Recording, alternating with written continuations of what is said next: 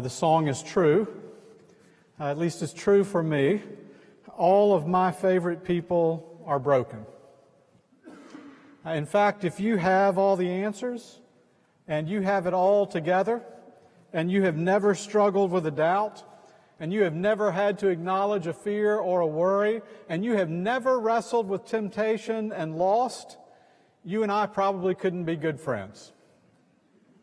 All of my favorite people are broken, and they know it. I'm pretty sure Jesus felt the same way. Now, all of Jesus' favorite people, go back through the stories of the gospel, they're broken people. And so you have people like greedy Zacchaeus and impulsive Peter. You've got competitive Martha and Mary and privileged James and John and outspoken Thomas and zealous Judas. These are the people that God, through Jesus, chose to befriend. Now, when it came to the religious leaders of his day, these were people who Jesus described as they loved to embroider Bible verses on their robes.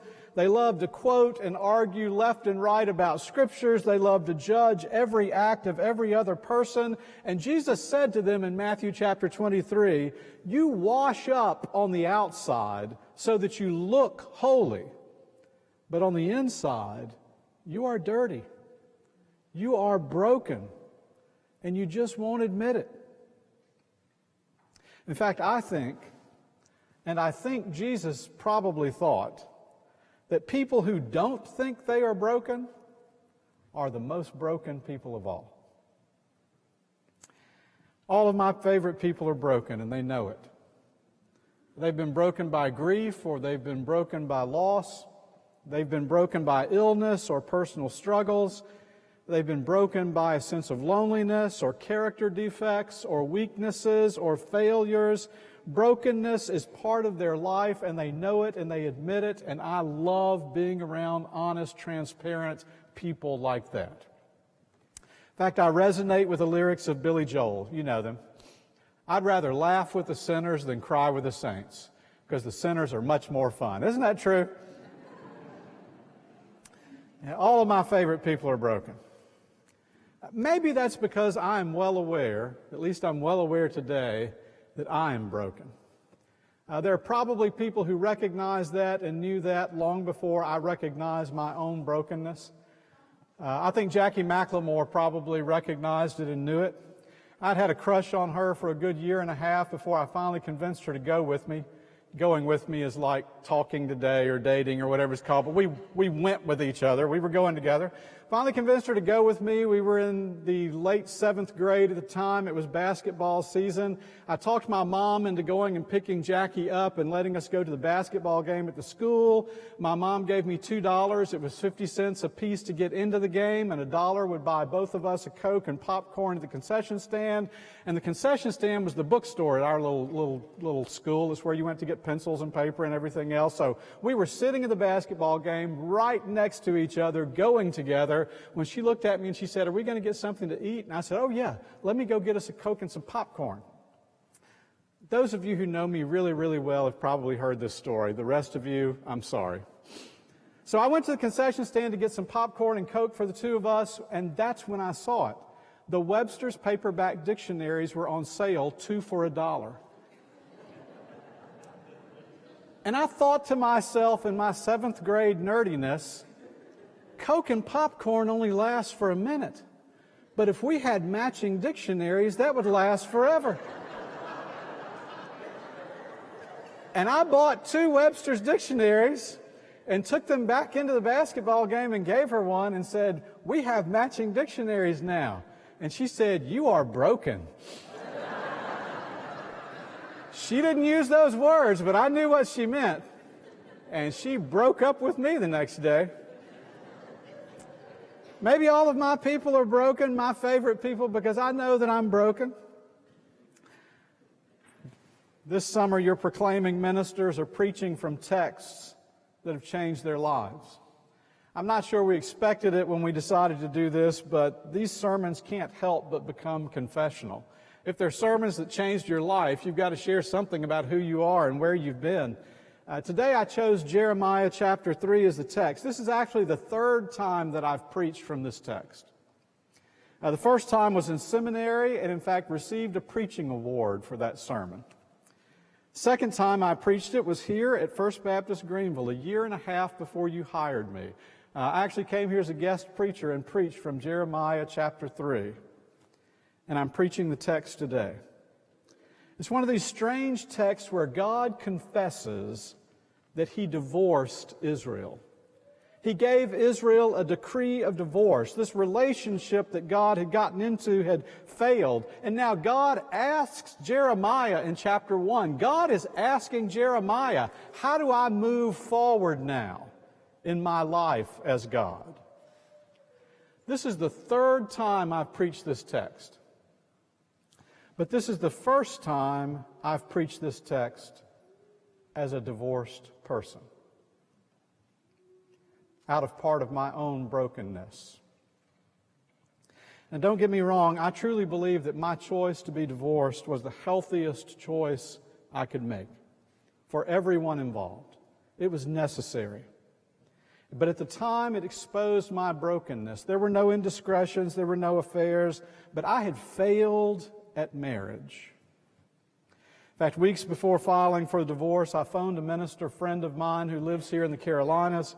I was sitting in a hotel room alone, extremely low. He listened to me talk about what I was going through, and then he said to me, Jim, I've known you for a long time. You're one of these guys that has just made all A's your whole life. College, master's degree, doctorate.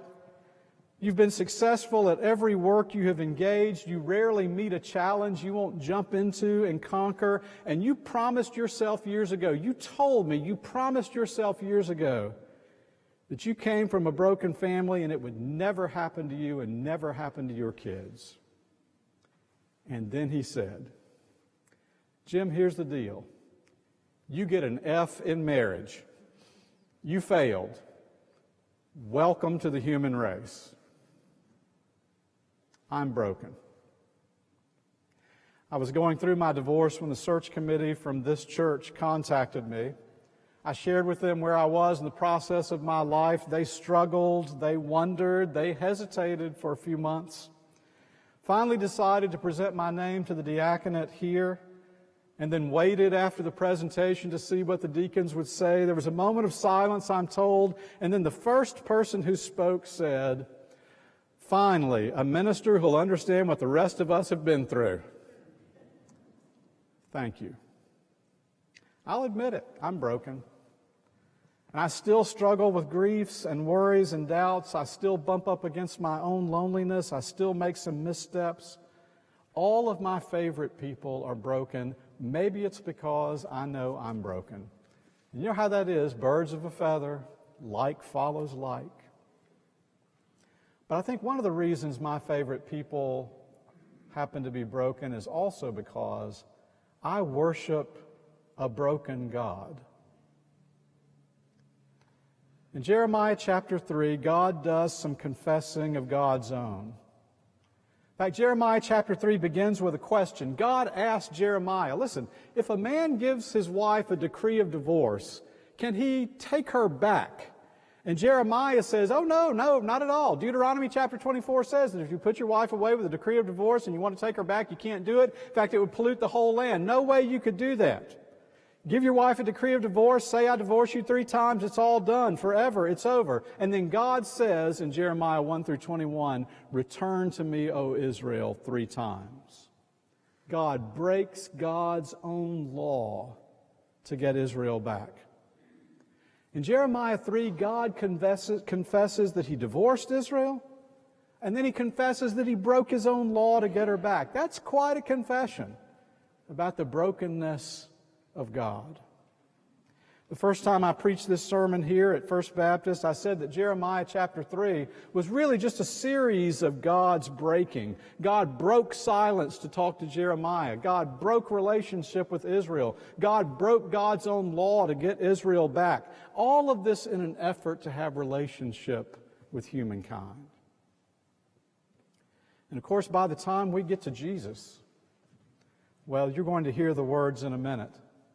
Make sure you pay close attention today, even though they are words that you have heard 100 times.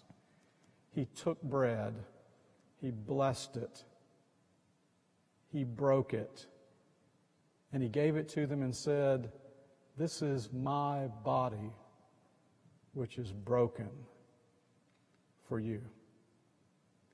And every time you eat it, you remember, I am a God that breaks.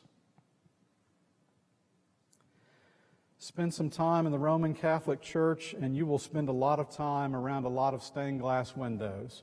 Spend some time at First Baptist Greenville, and you'll spend a lot of time around a lot of stained glass windows. But one catechism teacher that I heard speak in the Roman Catholic Church said it this way: we have a lot of stained glass windows in the church because the best pictures of God are pictures made with broken glass. All of my favorite people are broken.